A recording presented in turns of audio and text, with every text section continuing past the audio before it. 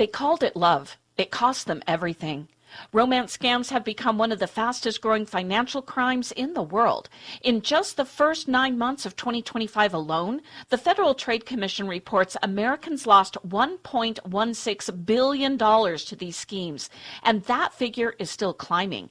Across the Atlantic, Barclays Bank found that UK victims lost an average of £7,000 each in 2025, with older victims losing nearly 3 times that. And these aren't just numbers on a spreadsheet. Behind every figure is a real person, someone who believed they had found love, only to discover they'd been carefully, methodically deceived. It starts with a simple compliment, no red flags, just someone being kind in a digital world. Red flag number 1. They want you off the regulated site and onto an encrypted app where their account is harder for moderators to track or ban. After a while, you're starting to get into a daily routine. This is known by the scammers as grooming. You've been texting every day, sometimes multiple times per day. Now it's a habit. They check in constantly, making themselves a reliable part of your life. They aren't asking for money. They're asking for your trust. This is also a pivot point. By calling you queen, they're elevating you, making you feel special and indispensable. They've built the bond. Now they're ready to test it. Red flag number 2. If they have time to text all day, they have time for 30 seconds on a video call. If the camera is always broken, or they claim they aren't allowed to use FaceTime for safety reasons, the person in that photo doesn't exist.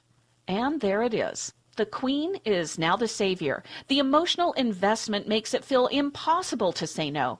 And if you do send cash, gift cards, or Bitcoin, the terrible things that happen to the scammer will never cease because now they know you're willing to hand over money for a sob story. All romance scammers use the same tactics. They steal pictures of people who have hundreds, if not thousands of them all over the internet. That's why social media influencers, and especially celebrities, are used so often in these scams. But photos of military personnel are also stolen a lot, and people stuck on oil rigs are a popular story. A 66-year-old woman named Rita lost $90,000 to a scammer posing as a well-known soap opera celebrity. She described the daily texts as like a drug she needed to live. The scammer used the excuse that his management handled his official pages to explain why they had to talk on a private app. In London, a real-life transcript from Lloyd's Bank recorded a man attempting to send £10,000 to a chef on an oil ship. The scammer used the rig's poor connection as the primary reason they could never video chat. This is a classic tactic to avoid showing their real face. And a victim named Beth was convinced by a short video chat that she was speaking to a famous actor. The video turned out to be an AI-generated deepfake. This fake visual proof was enough evidence for her to lower her guard, leading her to send $26,000, over a quarter of her retirement savings, to the scammer. I tested how I might romance scam myself. Now, to let you know, I have never worked with AI until I started doing research for this story. I learned how to animate a digital photo in about 2 hours.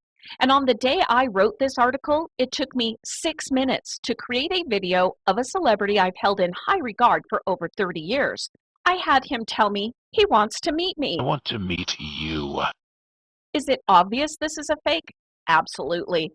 So, being a skeptic, I asked the fake celebrity to take a picture of himself holding up today's newspaper. That took about 10 minutes to create, and there are huge red flags in this fake as well.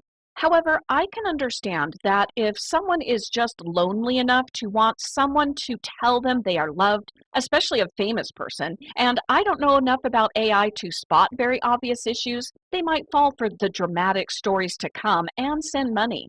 Also, most scammers have weeks and months of experience creating deepfakes.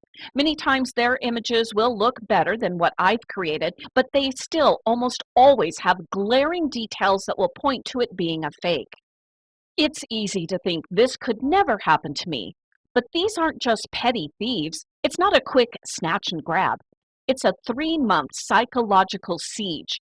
These are psychological experts using 2026 technology to exploit 1,000-year-old human emotions. If you or someone you love is in one of these slow burn situations, the time to act is now. Cut the cord immediately. Do not tell the scammer you know, just block them. File a report with the FBI's Internet Crime Complaint Center at ic3.gov. And if your money has moved, every second counts. Call your fraud department instantly. Silence is the scammer's best friend. Telling a friend or a family member is the first step to breaking the spell. Remember, a real queen doesn't need to fund someone else's crisis. Stay safe, stay skeptical, and keep your money where it belongs, with you.